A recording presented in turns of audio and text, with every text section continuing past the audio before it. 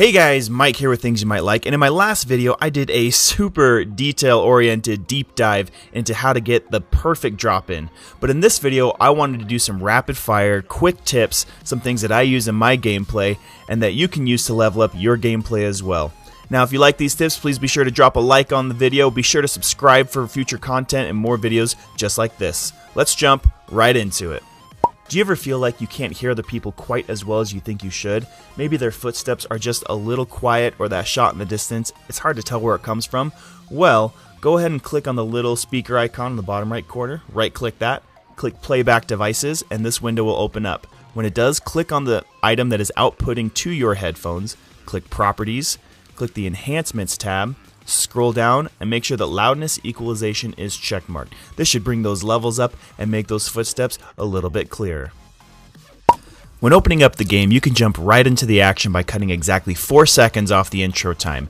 Navigate to this location right here. I'll also have a copy of this in the video description, so you can just copy and paste it in your Windows Explorer. And this takes you to the blue hole loading video.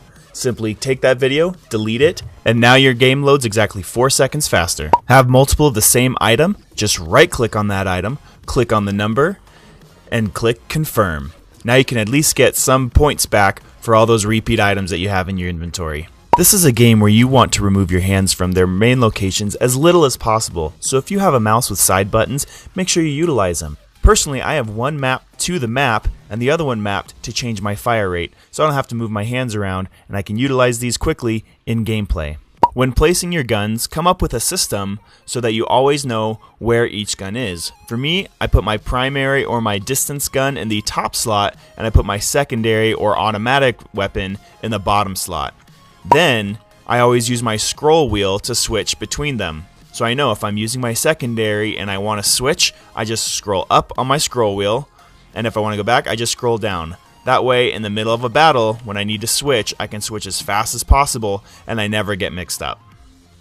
Speaking of using the scroll wheel, if you've already pulled out a grenade to cook it, if you use the scroll wheel to switch weapons, it'll just put that grenade away. This is really helpful in instances that maybe you jump the gun on a grenade, or you have to jump right back into battle and you don't want to go through the throwing animation.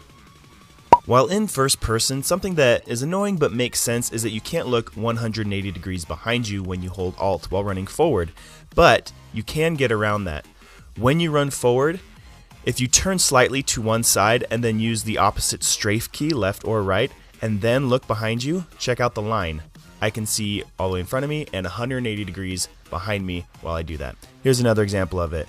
In order to see 180, I have to be able to see the line all the way behind me. Turn to the side, and there it is. So I use this all the time just as I'm running around to make sure I can get a viewpoint all the way 180 degrees.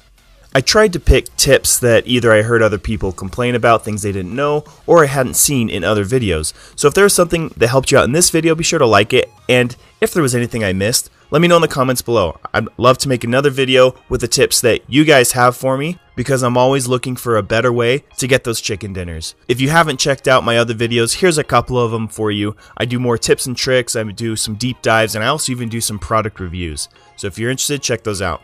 Thanks for stopping by. This is Mike with Things You Might Like, and I'll see you with my next cool thing.